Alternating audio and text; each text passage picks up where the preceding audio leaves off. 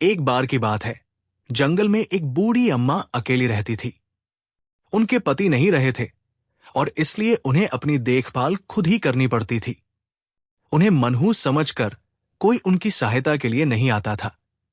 वो बेचारी खुद ही लकड़ियां लाती और खुद ही खाना बनाती और अपने भगवान को याद करती रहती। एक दिन अपनी झोपड़ी के पास साफ सफाई करते हुए उन्हें एक लाल और नीले रंग का अंडा मिला। अंडा आम अंडों से थोड़ा बड़ा था। पहले उन्हें लगा कि यह किसी बड़े पक्षी का अंडा होगा, तो उन्होंने अंडे को पेड़ के किनारे छोड़ दिया। लेकिन 2-3 दिन के बाद भी अंडा वही पड़ा मिला। फिर उन्होंने उसे एक हंसनी के अंडों के साथ रख दिया। उस महिला को भी जानने की इच्छा थी कि अंडे से क्या निकलेगा। कुछ दिन बाद हंसनी के अंडों से बच्चे निकले, लेकिन ये बड़ा अंडा वही रह गया। हंसनी बच्चों को खाना खिलाती और बचे हुए समय में उस अंडे को सेती रहती थी। फिर एक दिन बूढ़ी अम्मा हैरान हो गई, क्योंकि उस लाल नीले रंग के अंडे से एक छोटा सा बच्चा निकला।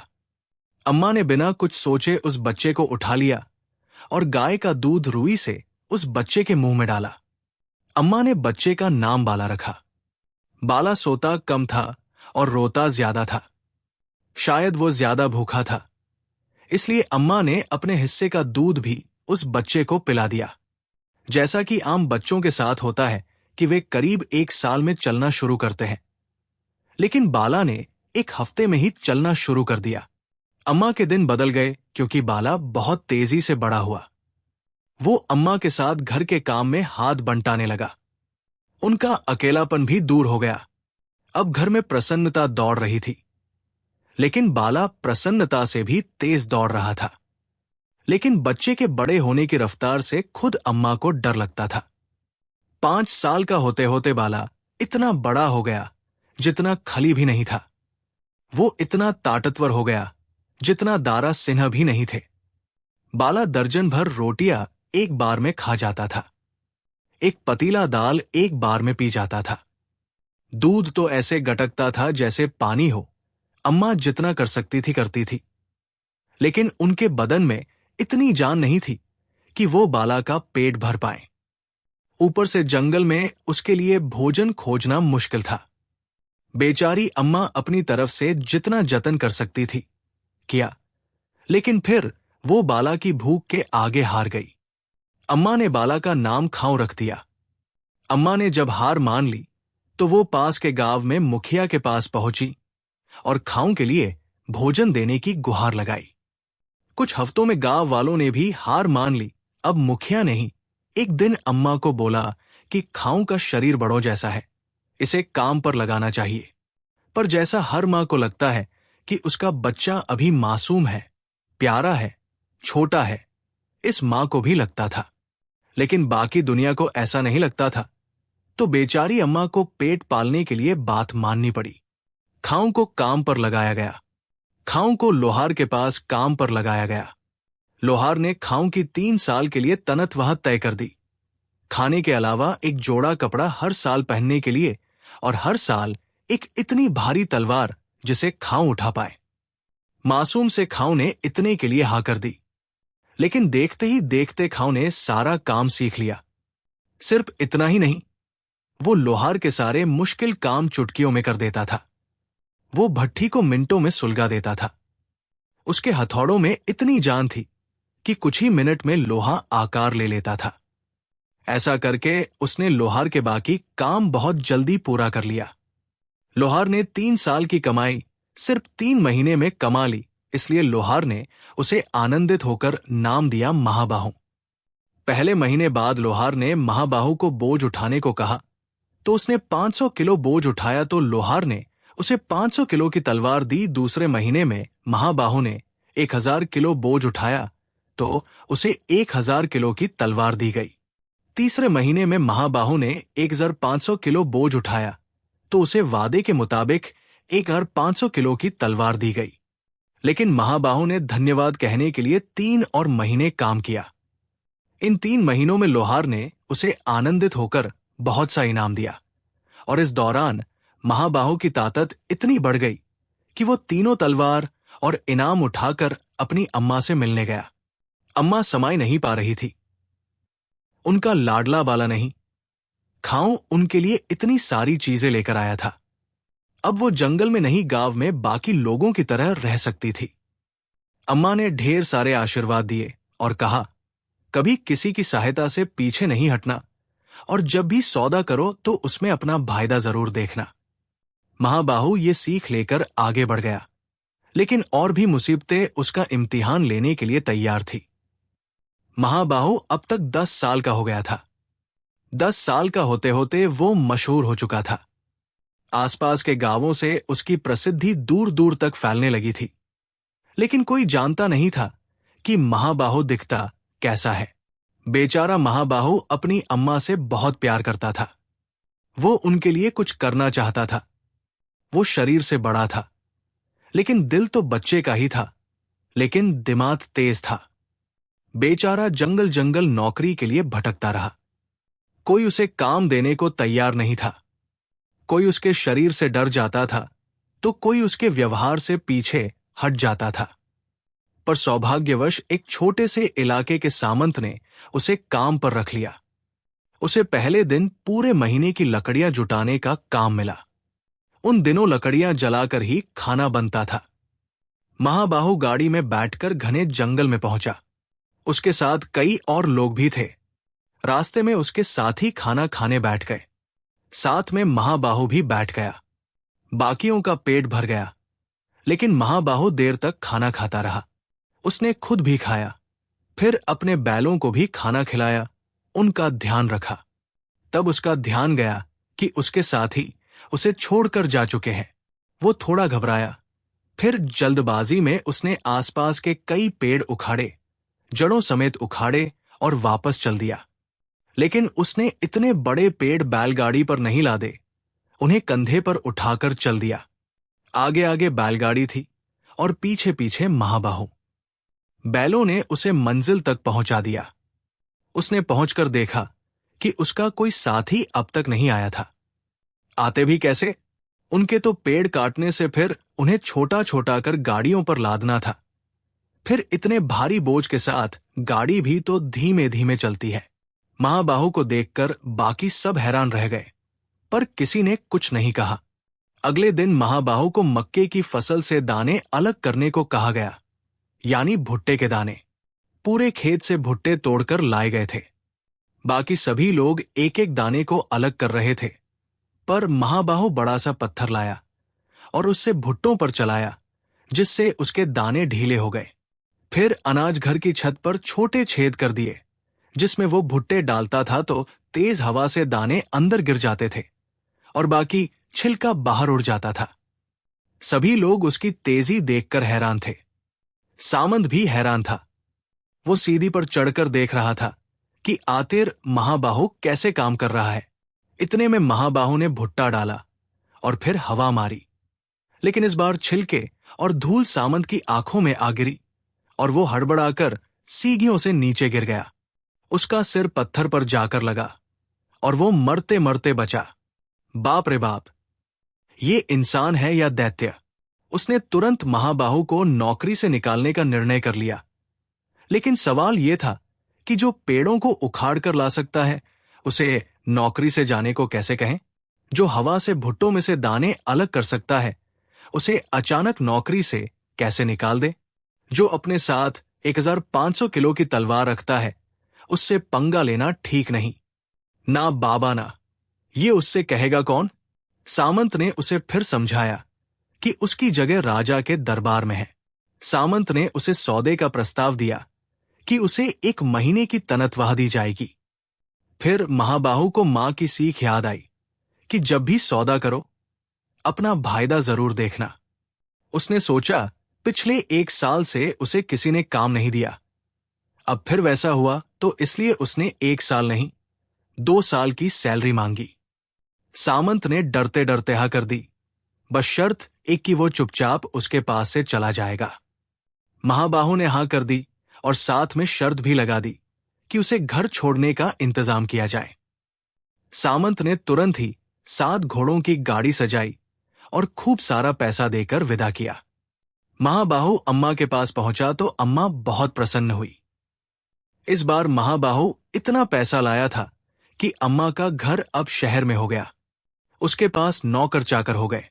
अम्मा बहुत प्रसन्न थी क्योंकि उनका ध्यान रखने वाला बेटा उनके पास है। कुछ साल महाबाहु ने तलवार चलानी सीखी और बहुत से करतब भी, लेकिन धीरे धीरे पैसा खत्म होने लगा तो वो फिर से काम के लिए निकल पड़ा। अब महाबाहु ज्यादा समझदार था। वो 16 साल का हो चुका था। लेकिन बढ़ती उम्र के साथ मुसीबत भी तो बढ़ती रहती है, और कुछ ऐसा ही महाबाहु के साथ होने जा रहा था। महाबाहु अपनी तलवार उठाकर चल दिया। महाबाहु के मन में उमंगे हिलोरे ले रही थी। महाबाहु को नौकरी की जरूरत थी। उसने कई गांवों में जाकर नौकरी मांगी, लेकिन उसके लायक कोई काम नहीं मिला। उसने कई सामंतों के पास जाकर नौकरी मांगी, लेकिन वहां भी लोग महाबाहु का नाम सुनकर ही डर जाते थे। महाबाहु घूम फिरकर वापस लोहार के पास आकर बैठ गया। उसने मना करने के बाद भी लोहार के साथ काम में खूब हाथ बंटाया। तब लोहार ने उसकी तलवार की धार ऐसी कर दी जिससे रुई भी कट जाए। लोहार ने ही उसे राज्य के सेनापति के पास भेजा। सेनापति राजा से बथावत करने के लिए चोरी छिपे सेना बना रहा था। उसने 3 तलवार वाले महाबाहु की तलवार चलाने की परीक्षा ली। महाबाहु ने अपनी सबसे छोटी तलवार से युद्ध कौशल दिखाया। तब सेनापति ने उसे 100 लोगों की प्रतियोगिता में उतार दिया। महाबाहु ने अपनी 500 किलो वाली तलवार निकाली तो 99 तो उस तलवार से डरकर ही प्रतियोगिता से बाहर हो गए। सिर्फ एक बचा, वो तो महाबाहु खुद था। सेनापति ने उसकी परीक्षा को और बड़ा कर दिया। सेनापति ने 1000 लोगों की टुकड़ी को उसके मुकाबले में उतार दिया। महाबाहु ने अपनी 1000 किलो वाली तलवार निकाली। महाबाहु से डरकर 1000 लोगों ने लड़ने से ही मना कर दिया। अब सेनापति को बहुत तेज गुस्सा आया। उसने अपनी पूरी सेना को महाबाहु से लड़ने को बोला। उसकी सेना में हाथी थे, घोड़े थे, पैदल सैनिक थे। तब महाबाहु ने अपनी 1500 किलो की तलवार निकाली और जोर से हुंकार भरी। हाथियों ने रास्ता बदल दिया और घोड़े कूदकर दूसरी तरफ भाग गए। पैदल सैनिकों ने भी लड़ने से मना कर दिया। अब सेनापति के सामने 2 रास्ते थे, या तो महाबाहु को सेनापति बना दे या फिर उसे किसी तरह सेना से निकाल दे। तब सेनापति महाबाहु से सौदा किया। उसने महाबाहु को उसकी सेना से और राजा से दूर रहने को कहा। महाबाहु सौदे का मतलब जानता था। सेनापति ने जितना कहा उसने 10 गुना ज्यादा मांगा। सेनापति कंगाल हो गया, लेकिन उसे फिर भी यही फायदे का सौदा लगा, क्योंकि महाबाहु रुक जाता तो सेनापति को सैनिक बनकर ही रहना पड़ता। महाबाहु को हाथी पर बैठकर रवाना किया गया। एक बार फिर महाबाहु अपनी अम्मा के लिए खूब सारा धन लाकर लौटा। अब उसने अपनी अम्मा के लिए महल बनवाया। उसने वो पूरा शहर ही खरीद लिया। अम्मा अब प्रसन्न थी, लेकिन इस बार उनका धन तत्व नहीं हुआ। लेकिन अब वो बेचैन रहने लगा। उसे कुछ करके दिखाना था, नाम कमाना था। लेकिन पूरे राज्य में उसे सब टतरा मानने लगे थे। तभी नौकरी मिलेगी तो कैसे? अब तो एक ही उम्मीद थी राजा से, लेकिन सेनापति से उसने सौदा किया था कि वो राजा से दूर रहेगा। ऐसे में वो राजा के पास कैसे जाएगा? यही सोचकर वो उदास रहने लगा। फिर एक दिन कुछ ऐसा हुआ जिसने पूरे राज्य को हैरान कर दिया। ऐसी मुसीबत, बाप रे बाप! महाबाहु को भी वही पता लगा जो राज्य में बाकी सभी को पता था। राजा मुसीबत में था क्योंकि उसकी 3 राजकुमारियों की मौत होने वाली थी। दरअसल हुआ ये कि राजा एक बार समुद्र में नाव चलाने के लिए गया था। उसके साथ कई जहाज भी थे, लेकिन रास्ते में ऐसा तूफान आया कि सारे जहाज डूबने लगे। राजा का जहाज भी डूबने के कगार पर था। तभी राजा को दिखाई दिया कि उनके जहाजों को दरअसल कई सिरों ने घेरा हुआ था। वो सिर अपने मनोरंजन के लिए कुछ खोज रहे थे। ये सिर राक्षसों के थे। ऐसे में राजा ने उनसे वादा किया कि अगर वो उनके जहाजों को किनारे तक पहुंचने देंगे तो जो सबसे पहले सामने आएगा उसे इन राक्षसों को मनोरंजन के लिए सौंप देंगे। राजा को अपनी युक्ति पर बड़ा गर्व हुआ, क्योंकि हर बार किनारे पर पहुंचने पर मछलियों की उम्मीद में कुत्ते इकट्ठा हो जाते थे। लेकिन जब जहाज किनारे पर पहुंचा तो राजा पर दुख का पहाड़ टूट पड़ा, क्योंकि तूफान की वजह से कुत्ते नहीं आए थे, बल्कि पिता का हाल जानने के लिए 3 राजकुमारियां आई थी। वादे के मुताबिक राजा को तीनों बेटियों को राक्षसों के मनोरंजन के लिए सौंपना था। लेकिन राज ने उन राक्षसों से कुछ और मांगने को कहा, लेकिन वो तैयार नहीं हुए। राजा के मना करने पर उन्होंने पल भर में जहाज तोड़ दिए और राजा के कई सैनिक मार डाले। सेनापति ये सब देख रहा था, लेकिन वो सहायता के लिए नहीं आया, क्योंकि उसे लगा इस तरह बिना बथावत के ही उसे राजगद्दी मिल जाएगी। आखिरकार राजा कुछ दिन का वक्त मांगने पर कामयाब रहा। तय हुआ कि हर रात जब समुद्र ज्वार पर होगा तब एक राक्षस आएगा और एक राजकुमारी को अपने मनोरंजन के लिए ले जाएगा। महाबाहु ने भी ये कहानी सुन रखी थी। सेनापति से उसने राजा से न मिलने का वादा किया था, लेकिन राजा की सहायता न करने का वादा थोड़े ही किया था, और अम्मा ने भी उसे सभी की सहायता करने की बात कही थी। यही सोचकर वो राजा की सहायता के लिए चल दिया।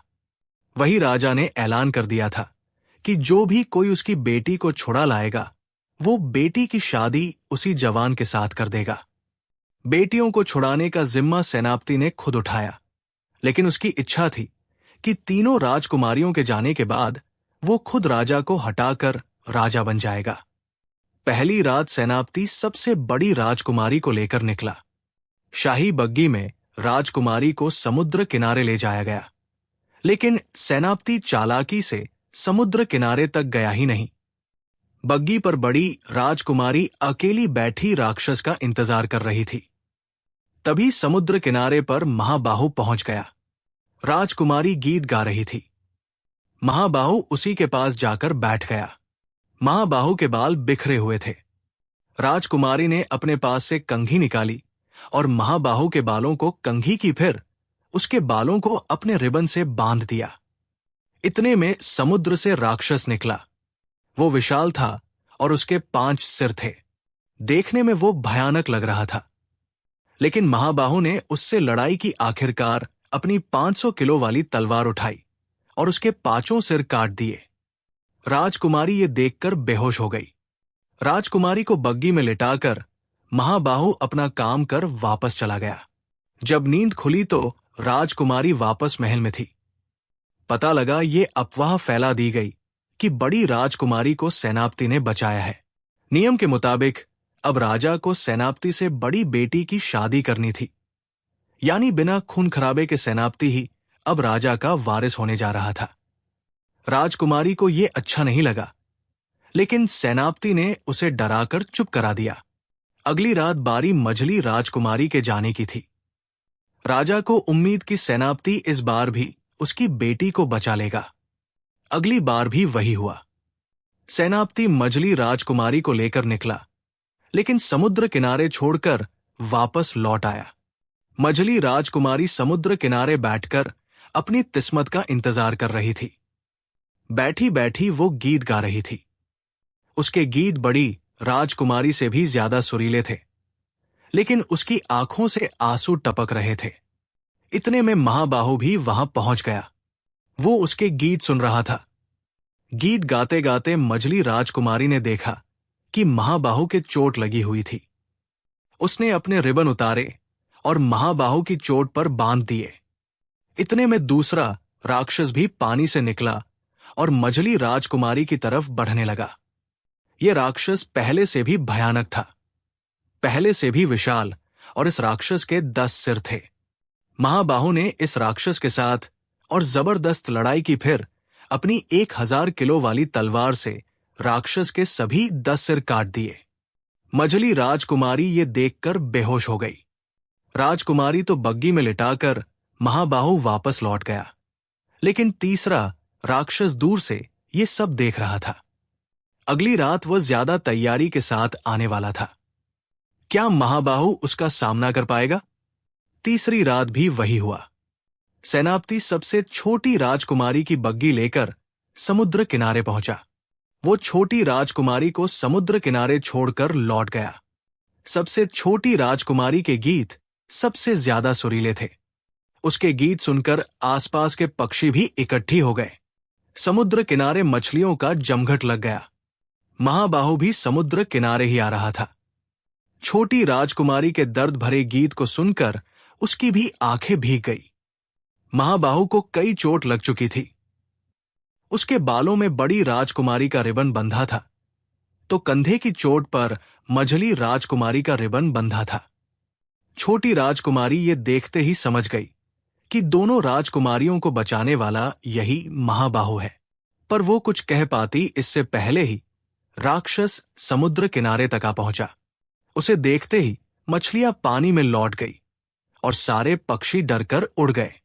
समुद्र किनारे पर छोटी राजकुमारी महाबाहु के साथ अकेले रह गई। तीसरा राक्षस बीती रात सब देख चुका था। वो गुस्से के साथ ज्यादा तैयारी करके आया। महाबाहु को इसका बिल्कुल भी अंदाजा नहीं था। यह राक्षस पहले दोनों राक्षसों से बड़ा था और भयानक भी। इसके 15 सिर थे। जैसे ही राक्षस ने राजकुमारी को लेने के लिए हाथ बढ़ाया, महाबाहु ने अपनी 1500 किलो की तलवार के साथ सिर कलम करने शुरू कर दिए। लेकिन उस राक्षस का 15वां सिर महाबाहु नहीं काट पाया और एक सिर बचा राक्षस छोटी राजकुमारी को लेकर समुद्र में चला गया। छोटी राजकुमारी ने महाबाहु का साहस और कोशिश देखी थी। वो सहायता के लिए चिल्लाती रही, लेकिन महाबाहु कुछ नहीं कर पाया। वो लड़कर अधमरा होकर समुद्र किनारे पड़ा था। उसकी हिम्मत टूट चुकी थी। वो निढाल हो गया। उसे लगने लगा कि जैसे वो बिल्कुल निकम्मा है, किसी काम का नहीं। समुद्र से घर जाते वक्त उसे कंधे पर बोझ लादे एक आदमी मिला। महाबाहु ने उसकी सहायता की, उसका बोझ आसानी से उठा लिया। तब उस शख्स ने कहा, तुम बहुत ताकतवर हो। महाबाहु ने कहा, नहीं महोदय, मैं ताकतवर नहीं हूं। फिर उस शख्स ने महाबाहु को खाओ नाम के बच्चे की कहानी सुनाई, जिसने लोहार का 3 साल का काम 3 महीने में खत्म कर दिया था। वो बच्चा लोहे को भी मिट्टी समझता था। उस जैसा ताकतवर कोई नहीं था। महाबाहु ने विनम्रता से कहा कि वो बच्चा खाओ मैं ही हूं। महाबाहु ने उसे पूरी कहानी बताई तो उस पर उस आदमी ने उसे गले से लगा लिया। कहा, मैं भी अब से तुम्हारे साथ रहूंगा। लेकिन महाबाहु अब तक हिम्मत नहीं जुटा पाया था। रास्ते में आते वक्त एक बैलगाड़ी कीचड़ में फंसी मिली। बैलगाड़ी सवार कोशिश कर करके हार गया था। महाबाहु ने एक हाथ से बैलगाड़ी को कीचड़ से निकाल लिया। उस शख्स ने कहा कि तुम बहुत शक्तिशाली हो। महाबाहु ने विनम्रता से कहा, नहीं महोदय, मैं शक्तिशाली नहीं हूं। फिर उस शख्स ने दोनों को गाड़ी में बैठाया और एक 10 साल के बच्चे की कहानी सुनाई, जो पेड़ों को कंधे पर उठाकर सामंत के पास लाया था। ऐसा बालक जिससे सामंत भी डर गया था। इस पर महाबाहु ने कहा कि वो बच्चा मैं ही हूं। फिर महाबाहु ने उसे भी कहानी बताई तो वो शख्स भी उन दोनों के साथ हो लिया। रास्ते में एक विशाल गरुड़ अधमरा पड़ा था। उसमें उठने की हालत नहीं थी। तीनों ने मिलकर उसे गाड़ी में रखा। उसके मुंह में पानी डाला। कुछ दूर जाने पर गरुड़ की जान में जान आई और पंख हिलाते हुए वो आसमान में उड़ गया। उसके पंखों की हवा इतनी तेज थी कि बैलगाड़ी भी हिल गई। उसके पंखों की ताकत से महाबाहु को अचानक ही एक सच का एहसास हुआ। उसे एहसास हुआ कि गरुड़ का काम उड़ना है, हार मानना नहीं, और उसका काम लड़ना है, हार मानना नहीं। तभी उसने ठान लिया कि वो राजकुमारी को छुड़ाकर ही लाएगा। वैसे भी अब वो अकेला नहीं था। 2 साथी उसके लिए जान जोखिम में डालने को तैयार थे। अगली सुबह वो लोहार के पास पहुंचा और तलवार तुलवाई तो पता चला कि उसकी तलवार 1499 किलो की थी, यानी 1500 से एक कम, जिस वजह से राक्षस बच निकला। पूरी रात लगकर लोहार और महाबाहु ने मिलकर तीनों तलवारें मिलाकर एक नई तलवार तैयार की, जिसका वजन था 3001 किलो। सावधानी के लिए लोहार ने 1 किलो का वजन और जोड़ दिया था। महाबाहु ने अब अपनी संपत्ति का हिस्सा बेचकर एक जहाज खरीदा ताकि वो समुद्र में जा सके और छोटी राजकुमारी को बचा सके। वो तीनों लोग मिलकर समुद्र में राजकुमारी की तलाश में निकल पड़े। लेकिन सवाल था कि छोटी राजकुमारी मिलेगी कहाँ और कैसे। लेकिन धरती पर महाबाहु जितना ताकतवर था, उससे कहीं ज्यादा ताकतवर वो राक्षस पानी के अंदर था। लेकिन तब क्या होगा जब 14 सिर खोने वाले राक्षस के साथ महाबाहु का मुकाबला होगा? समुद्र में जहाज हवा के साथ चला जा रहा था, लेकिन उन्हें किस दिशा में जाना है इसका बिल्कुल अंदाजा नहीं था। ऐसे में महाबाहु ने भगवान से सहायता मांगी। देखते ही देखते वो गरुड़ आ पहुंचा, जिसकी जान उन्होंने बचाई थी। गरुड़ के पंखों से जहाज एक दिशा की तरफ गोली की रफ्तार से भागता गया। हवा इतनी तेज थी कि उनकी आंखें भी नहीं खुल पा रही थी। तभी जहाज की टक्कर हुई जैसे किसी किनारे से टकरा गया। जहाज के टकराते ही गरुड़ वहां से उड़ गया। महाबाहु और उसके दो दोस्तों ने देखा तो वो एक बहुत विशाल टापू था। उस टापू से दूर दूर तक कोई और धरती नजर नहीं आ रही थी। टापू के चारों तरफ पहाड़ थे, जिस पर चढ़ पाना आसान नहीं था। लेकिन महाबाहु दोनों को कंधे पर उठाकर उस पहाड़ पर चढ़ गया। टापू के बीचों बीच एक विशाल किले जैसा कुछ बना हुआ था। महाबाहु और उसके दोस्त छिप छिप कर अंदर पहुंचे। अंदर पहुंचने पर उन्होंने देखा कि राक्षस की बच्ची खेल रही थी। महाबाहु ने तलवार निकाल ली। उसे लगा कि बड़ा राक्षस कहीं आसपास ही होगा, लेकिन तभी उसे दिखाई दिया कि ये छोटी बच्ची छोटी राजकुमारी के साथ ही खेल रही है। राजकुमारी उसे गुड़िया जैसी लग रही थी, जिसे वो कभी प्यार से सीने पर लगाती, कभी बिस्तर पर सुलाती थी। ओह, तो राक्षसों को इस बच्ची के मनोरंजन के लिए राजकुमारी चाहिए थी। महाबाहु ने कहा, हां, पर यह वादा तो खुद राजा ने किया था। महाबाहु का पहला दोस्त बोला, अगर राजा कुछ और वादा करता तो राक्षस राजकुमारी को नहीं उठाते। महाबाहु का दूसरा दोस्त बोला, क्या हम कुछ ऐसा कर सकते हैं कि राजकुमारी भी छूट जाए और इस बच्ची को खेलने के लिए भी कुछ मिल जाए? महाबाहु ने कहा, हां, मैं बढ़ई हूं, मैं इसके लिए खिलौने बना सकता हूं। महाबाहु के पहले दोस्त ने कहा, हां, मैं रंग करने वाला हूं, मैं उन खिलौनों को सुंदर बना सकता हूं। महाबाहु के दूसरे दोस्त ने कहा, लेकिन तीनों के पास खिलौने बनाने के लिए सामान ही नहीं था। इसलिए महाबाहु ने अपने जहाज को तोड़ दिया। उन्हें इसके लिए कुछ कील और औजार भी चाहिए थे, तो महाबाहु ने अपनी तलवार तोड़कर अपने हाथों के बल से कील और औजार बना दिए। रंगों के लिए महाबाहु ने समुद्र में गोता लगाया और रंग बिरंगे पत्थरों से निचोड़कर रंग निकाले। इसके बाद तीनों ने मिलकर बहुत तेजी से खिलौने बनाने शुरू किए। उन्होंने कई झूले बनाए, नाचने वाली गुड़िया बनाई, लोहे की गाड़ियां बनाई और भी बहुत तरीके के विशाल खिलौने। वो सारे खिलौने जो बढ़ई बनाना जानता था। दूसरे दोस्त जो रंग मौजूद थे, उनसे खिलौनों को बहुत सुंदर बना दिया। ऐसे में होना ही था, उस राक्षस बच्ची का ध्यान राजकुमारी की जगह खिलौनों पर गया। पर उसे एक खिलौना चाहिए था। पालतू जानवर की तरह राजकुमारी से उसे प्यार हो गया था। लेकिन ये मुसीबतों का अंत नहीं था। रात होते होते राक्षसों का परिवार आ पहुंचा था। उन्होंने जहाज के टुकड़े पड़े देखे तो डरकर पहाड़ों के बीच मौजूद किले में पहुंचे। यहां बाहर तलवार के टुकड़े पड़े थे। उनका डर और भी बढ़ गया। अंदर जाकर देखा तो एक से बढ़कर एक खिलौने मौजूद थे। चारों उस राक्षस बच्ची के साथ खेल रहे थे। ये देखकर राक्षसों का दिल भी पिघल गया। वो इंसानों से दूर रहने वाले राक्षस थे, पर बेटी की प्रसन्नता के लिए उन्हें खिलौनों की जरूरत थी। महाबाहु और उसके दोस्तों ने ये मुराद पूरी कर दी। एक सिर वाला राक्षस सबसे ज्यादा गुस्सा था, लेकिन बेटी की प्रसन्नता देखकर उसके आंसू निकल गए। राक्षसों ने उसे एक मुराद मांगने को कहा तो राजकुमारी ने चारों को राज दरबार छोड़ने को कहा। राज दरबार में तब तक मातम मनाया जा रहा था। 2 राजकुमारियां तो बच गई थी, लेकिन छोटी राजकुमारी के लिए शोक मनाया जा रहा था। सेनापति ने आनंद से सारे इंतजाम किए थे। उसके मन में लड्डू फूट रहे थे कि बिना कुछ किए उसे न सिर्फ राजपाट मिलेगा, बल्कि दोनों राजकुमारियां भी उसकी हो जाएंगी। आज शोक सभा का आखिरी दिन और अगले दिन ही सादगी वाले समारोह में सेनापति की शादी दोनों राजकुमारियों से होने जा रही थी। लेकिन ऐसा होने कहाँ वाला था? तूफानी रफ्तार से राक्षस चारों को लेकर समुद्र से निकला और राज दरबार की तरफ बढ़ने लगा। चारों तरफ कोहराम मच गया। देखते ही देखते वो राजमहल पहुंच गया। सैनिकों ने हमला करने की तैयारी की, लेकिन तभी उनका ध्यान राजकुमारी पर गया। राजमहल में प्रसन्नता की लहर दौड़ गई।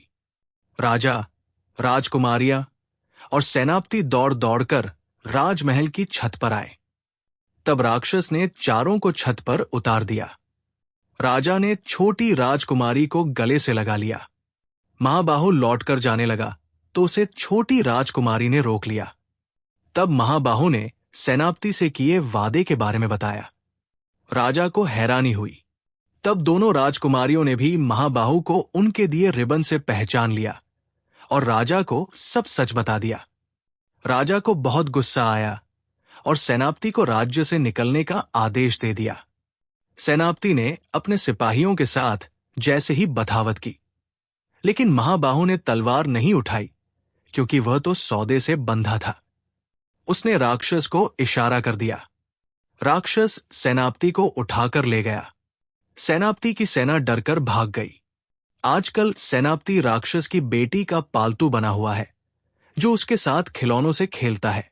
चाहे दुखी होकर ही सही, उसे सही सजा मिली। महाबाहु के प्यार भरे दिल और बाजुओं की हिम्मत से राजा की मुसीबत टल चुकी थी। लेकिन अब सवाल सामने था कि राजा के वादे का क्या किया जाए। राजा ने ऐलान किया था कि जो भी उसकी बेटियों को राक्षस के चंगुल से छुड़ाएगा, उससे वो अपनी बेटी की शादी उसी से कर देगा। राजा को अपनी किसी भी बेटी के बचने की उम्मीद कम थी, लेकिन यहां तो महाबाहु ने उसकी तीनों बेटियों को बचा लिया। वैसे महाबाहु की बाजुओं में जितना दम हो, लेकिन वो था तो 16 साल का नौजवान ही। महाबाहु ने हाथ जोड़कर माफी मांगी, क्योंकि उसने तो बेटियों की रक्षा शादी के लिए नहीं बल्कि राजा की सहायता के लिए की थी। राजा ने बहुत युक्ति की, लेकिन महाबाहु शादी के लिए तैयार नहीं हुआ। तब राजा ने उसे और उसके दोस्तों को बहुत सारे उपहार, हाथी, घोड़े, जेवरात देकर विदा किया। सारे सामान को संदूकों में भरकर विदा किया गया। महाबाहु सारा सामान लेकर लौट रहा था, लेकिन जाते जाते उसका दिल बहुत जोर से धड़क रहा था। रास्ते में उसकी आंखों में आंसू भी आ गए, लेकिन उसे ये एहसास नहीं था कि ये दुख और ये आंसू किस वजह से आ रहे हैं। उसे लग रहा था जैसे कुछ चीज पीछे छूट गई है, लेकिन क्या ये उसे समझ नहीं आ रहा था। वो सामान लेकर अपनी अम्मा के पास पहुंचा। अम्मा ने सामान तो देखा ही, साथ ही महाबाहु के बदन पर पड़े जख्मों को भी देखा। अम्मा भी बहुत दुखी हुई। महाबाहु को दुखी देखकर अम्मा भी दुखी थी। महाबाहु को प्रसन्न करने के लिए अम्मा ने संदूक खोलने शुरू किए। पहले संदूक में बहुत सारी चांदी के सिक्के भरे थे। दूसरे संदूक में सोने के सिक्के भरे थे।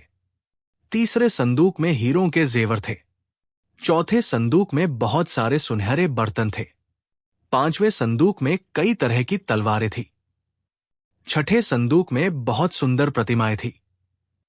सातवें संदूक में, अरे ये क्या? सातवें संदूक में तो छोटी राजकुमारी थी, जो छिपकर महाबाहु के घर पहुंच गई थी। छोटी राजकुमारी को देखकर महाबाहु बहुत प्रसन्न हुआ। उसकी अम्मा भी बहुत प्रसन्न हुई। जिस तरह महाबाहु ने राजकुमारी को बचाया था, उससे छोटी राजकुमारी महाबाहु से प्यार करने लगी थी और महाबाहु भी उसे प्यार करने लगा था। लेकिन अम्मा ने शादी से मना कर दिया। शादी से पहले अम्मा ने छोटी राजकुमारी को महाबाहु के जन्म का सच बताया कि कैसे वो एक अंडे से निकला था और कैसे वो बचपन से ही बाकी बच्चों से अलग था। छोटी राजकुमारी को यह भी बताया कि महाबाहु को यह ना बताए कि वो अम्मा का बेटा नहीं है, नहीं तो उसे बहुत दुख होगा। छोटी राजकुमारी भी हैरान थी। आखिर ऐसा कैसे हो सकता है? कोई इंसान अंडे से कैसे निकल सकता है? महाबाहु से अपने पिता के घर जाने का बहाना बनाकर वो निकली। वो सच की तलाश में जंगल जंगल भटकी, कई राज्यों में घूम आई, लेकिन उसे सच पता नहीं लगा। इस तरह कई साल बीत गए। थक हार कर वो उदास होकर बैठी थी। उसकी आंखों से आंसू गिरने लगे। वहां से गुजरते साधु ने ये दृश्य देखा तो उन्हें दया आई। जब उन्होंने रोने की वजह पूछी तो छोटी राजकुमारी ने सारी कहानी बता दी। साधु ने ध्यान लगाया, फिर बताया कि अम्मा बहुत उदास अकेले जंगल में रहती थी। तब वहां परेशान होकर उनके आंसू निकलते थे, लेकिन ये आंसू बहुत कीमती थे, क्योंकि इसमें किसी के लिए बुरा नहीं था। परेशान करने वालों के लिए भी आशीर्वाद था। अम्मा हमेशा भगवान से प्रार्थना करती थी। भगवान ने चमत्कार के जरिए उन्हें आशीर्वाद दिया। वही हंसों का जोड़ा रहता था। हंस मोती चुन चुन कर खाते हैं। अम्मा के जो आंसू निकलते थे, उन्हें हंसनी मोती समझकर खाती रही। फिर एक दिन हंसनी ने अंडा दिया, लेकिन ये अंडा इतना बड़ा था कि वो उसे अपने घोंसले में नहीं रख पाई। अम्मा ने इसी अंडे को उठाकर हंसनी के घोंसले में रख दिया, और फिर इसी अंडे से मोती जैसे दिल वाला और पौलाद जैसी ताकत वाला महाबाहु पैदा हुआ। इस तरह महाबाहु की मां बेशक हंसनी हो, लेकिन वो है अम्मा का ही बेटा। छोटी राजकुमारी ये सुनकर बहुत प्रसन्न हुई, लेकिन वो लौटी तो देखा कि महाबाहु अब तक उदास बैठा उसका इंतजार कर रहा है। छोटी राजकुमारी को देखकर महाबाहु भी प्रसन्न हो गया। तब छोटी राजकुमारी ने अम्मा और महाबाहु को ये सच बताया, और सब बहुत प्रसन्न हो गए। जब उसके राजा को ये बात पता चली तो उन्होंने महाबाहु को अपना सच्चा वारिस मानकर राजपाट सौंप दिया, और सब प्रसन्नता से रहने लगे।